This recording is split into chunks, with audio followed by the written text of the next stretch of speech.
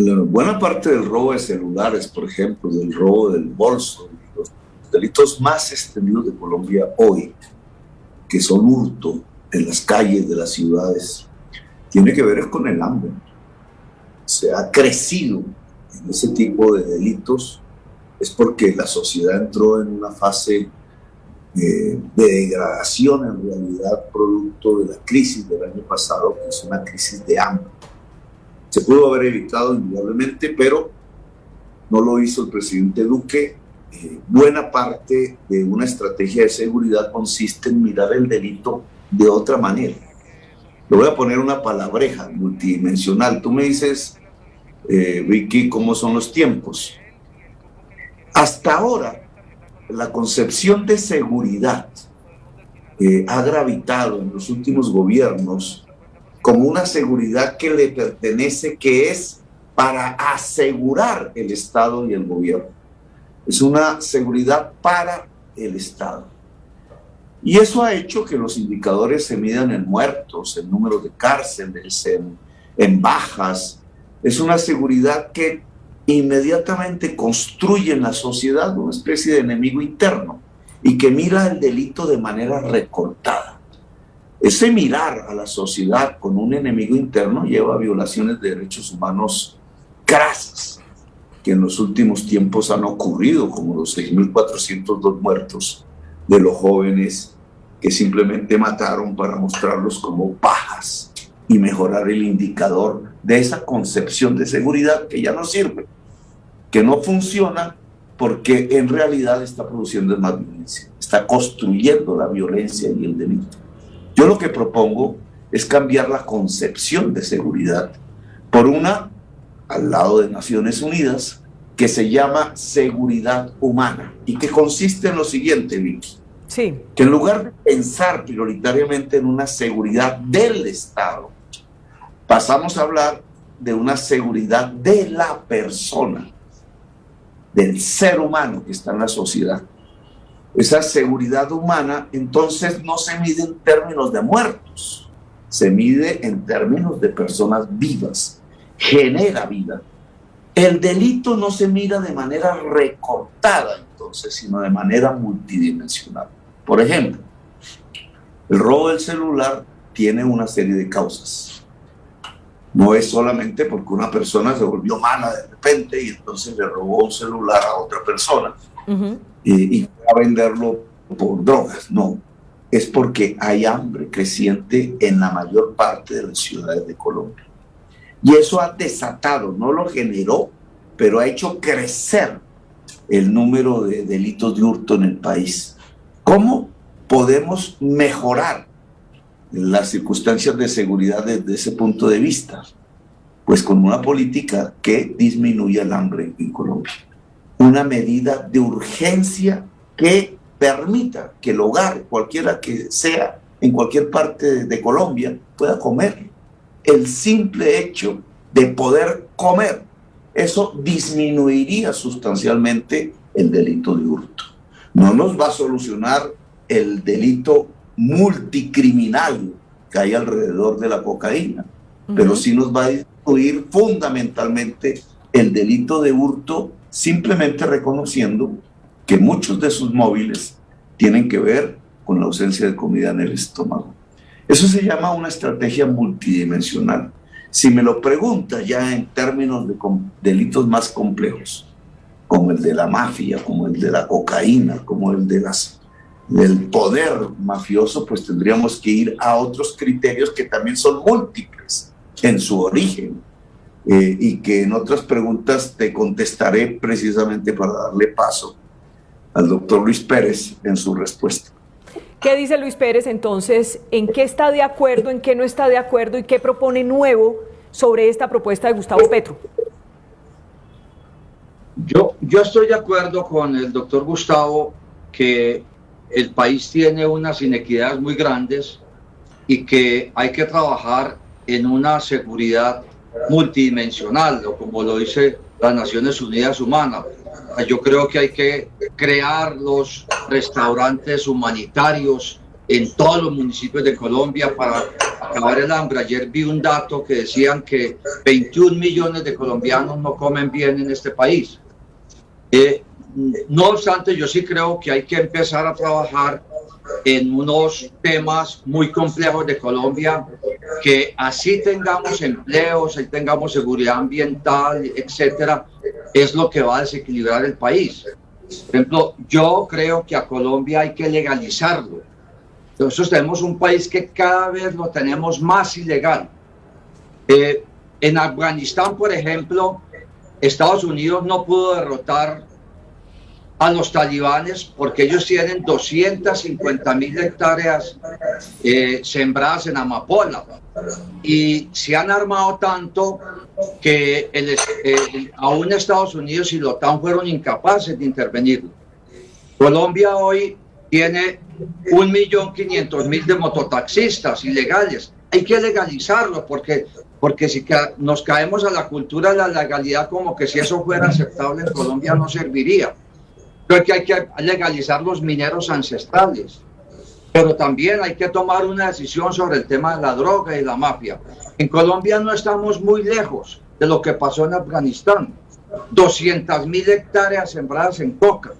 ¿Eso qué quiere decir?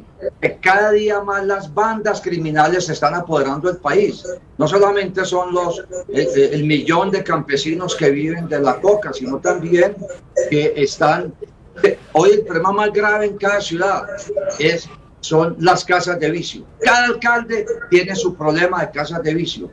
Y lo que va a pasar es que las mafias van a empezar a elegir alcaldes, concejales, gobernadores y pueden llegar de pronto a elegir hasta un presidente.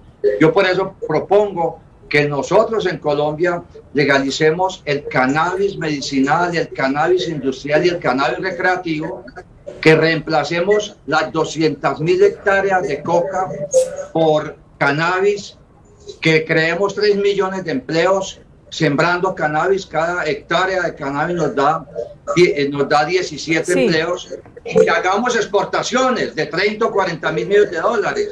Doctor Luis Pérez, le voy a pedir un favor. Escuchaba usted, senador Gustavo Petro, a Luis Pérez. ¿Qué opina y en qué cosas está de acuerdo o en desacuerdo con lo que él está proponiendo que no encaja con lo suyo?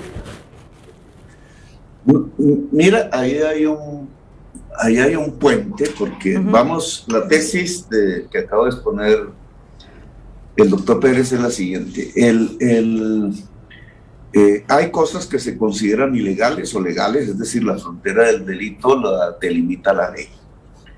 La ley la hace la gente que tiene poder. En una democracia debería ser la ciudadanía legítimamente representada. En tiranías, a veces unos círculos de poder específicos. Vamos a poner un ejemplo. ¿Quién declaró ilegal la economía informal en Colombia? La mitad de la economía colombiana le dicen informal. Vendedores ambulantes, microempresarios, etcétera, se supone no son legales porque no cotizan en el sistema pensional. Es decir, la mitad de la economía no es legal. Eso deja que la economía popular quede en manos de criminales. Y por eso aquí la multidimensionalidad del delito. Queda en manos de ilegales, por ejemplo, los que dan el gota a gota. Un crédito ahí usurero, ilegal, lavado de dólares, seguramente es delito, pero es el que le entregan a la economía popular porque el banco no le entrega crédito. ¿Quién declaró ilegales a los campesinos que cultivan hoja de coca o marihuana, que es el caso que pone Luis Pérez?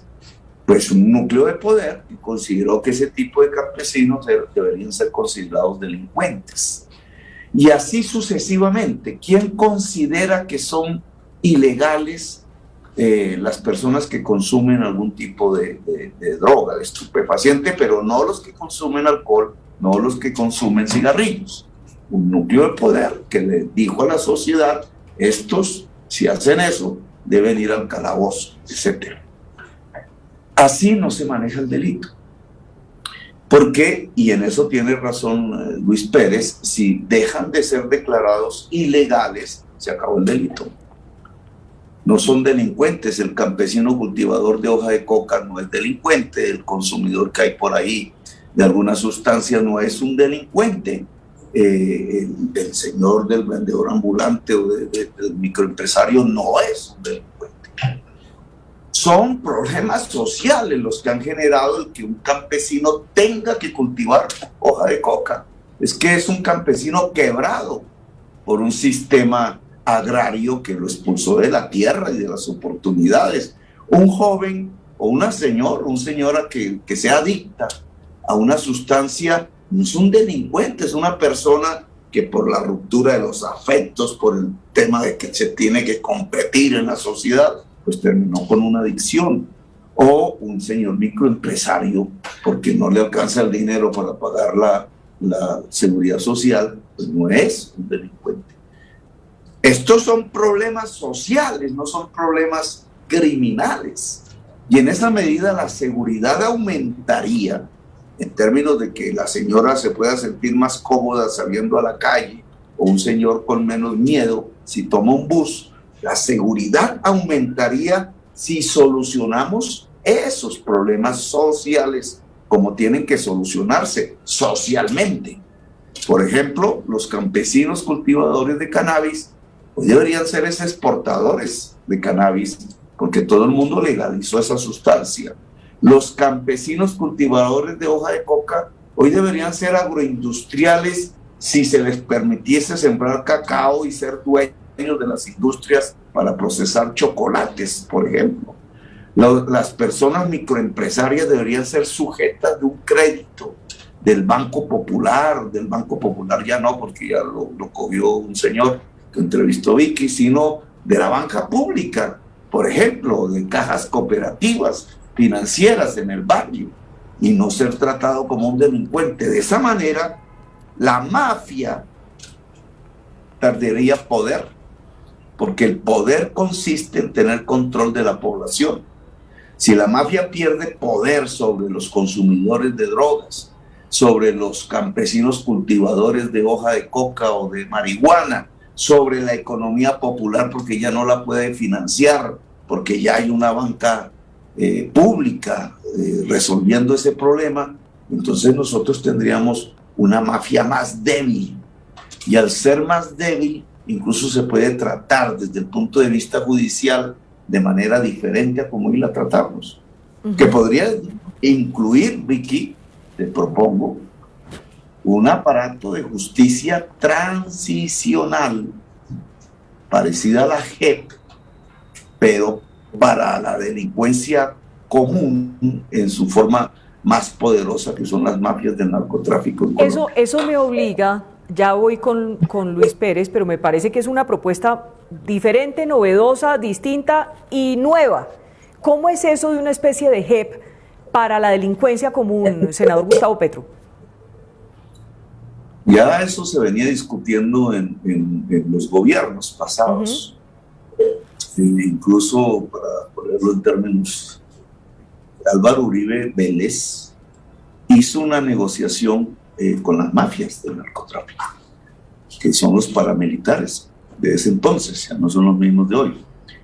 Él se equivocó en un aspecto, confundió negociación judicial con negociación política, y toda negociación política entrega poder en vez de quitar. En cambio, toda negociación judicial, que llamamos aquí popularmente sometimiento a la justicia, le quita el poder al delincuente. Hizo lo contrario, le dio poder a los paramilitares en una primera fase. Pero allí ya hubo una institucionalidad judicial como Justicia y Paz, creo que se llamaba así exactamente, unos tribunales específicos que entregaban beneficios jurídicos por nada. En la ley que aprobó el Congreso de la República, la Corte Constitucional obligó a que se entregaran, pero a cambio de la verdad. Ahí fue que sacaron los paramilitares del país, porque no querían la verdad de los paramilitares. Pero hay digamos así, es precursor en lo que estamos hablando. En el gobierno de Santos se discutió el tema se volvió a que fuese un tema de sometimiento a la justicia, creo que era el camino correcto, pero a Santos le dio temor de iniciar unos procesos colectivos. No fue el temor de Santos, fue la metida en el tema del fiscal general de ese momento, Néstor Humberto Martínez, que saboteó la posibilidad de sometimientos colectivos a la justicia y los dejó, como es hoy, individuales. Si vamos hacia adelante, primera condición, le quitamos poder a las mafias, es decir, control poblacional. Podemos abrir una segunda opción, que es sometimiento a la justicia de manera colectiva, que a cambio de verdad, desmantelamiento del narcotráfico, entrega de armas, etcétera, entrega del territorio al Estado, se puedan otorgar beneficios jurídicos dentro del país. Esa opción se viene construyendo en el camino de estas últimas décadas, pero la condición para poder hacer ese tipo de justicia transicional y reparativa, mire estas palabretas, que creo que son elementos fundamentales en una seguridad humana. La justicia transicional, es decir, que entregue beneficios a cambio de ganancias sociales específicas, y la reparativa, es decir, que las víctimas puedan rehacer su condición antes de que se hubiesen cometido los delitos, nos pueden permitir un camino previo debilitamiento de las mafias, vuelvo a repetir, de un desmantelamiento pacífico del narcotráfico en Colombia. Luis Pérez, ¿está de acuerdo con esa propuesta de Gustavo Petro? Bueno, yo estoy de acuerdo en todo lo que podamos hacer con paz, pero en esta propuesta que habla el doctor Gustavo Petro, se necesita un Estado fuerte, un Estado donde la autoridad sea una virtud de la democracia. O sea, yo empecé ahora el tema diciendo que hay que legalizar al país. Si nosotros acudimos hoy a la economía verde del cannabis, podemos hacer un desmonte total de las mafias de la coca, podemos darle empleo a los campesinos y podemos volverlos exportadores de aceite de coca y de flores de coca. O sea que ahí hay un espacio para los que se quieran entregar a la justicia. Pero no hay ninguna duda que si el Estado es muy débil, si no tenemos una autoridad como virtud de la democracia, no estoy hablando de autoritarismo, muy seguramente las bandas criminales no se van a entregar. Y de hecho yo creo que con el doctor Juan Manuel Santos también lo que pasó fue eso. Y lo que siguió después con este gobierno. Por ejemplo, el Clan del Golfo no se ha querido entregar. Los caparrapos tampoco, los del sur del país tampoco, porque no observan que tengan ninguna fuerza contraria a ellos y que ellos actúan como en su casa. O sea que yo sí creo que tiene que haber una reforma de la policía, tiene que haber una reforma del ejército para que aquellos que no entren en esos procesos de paz o procesos de seguridad o de una nueva JEP, pues hay que, donde haya un criminal tiene que ir el Estado, porque la seguridad es esencialmente el bien común.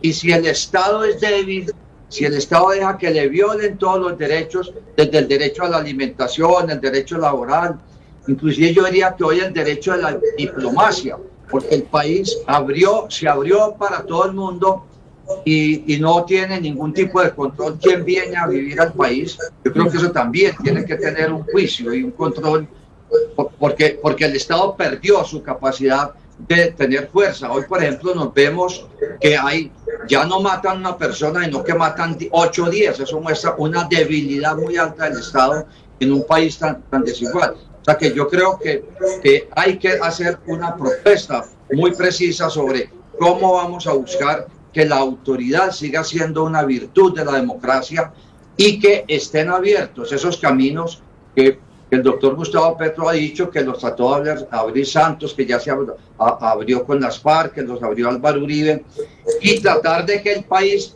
la justicia sea una sola. porque también nos estamos acostumbrando en el país que cada persona está pidiendo qué tipo de justicia le aplican.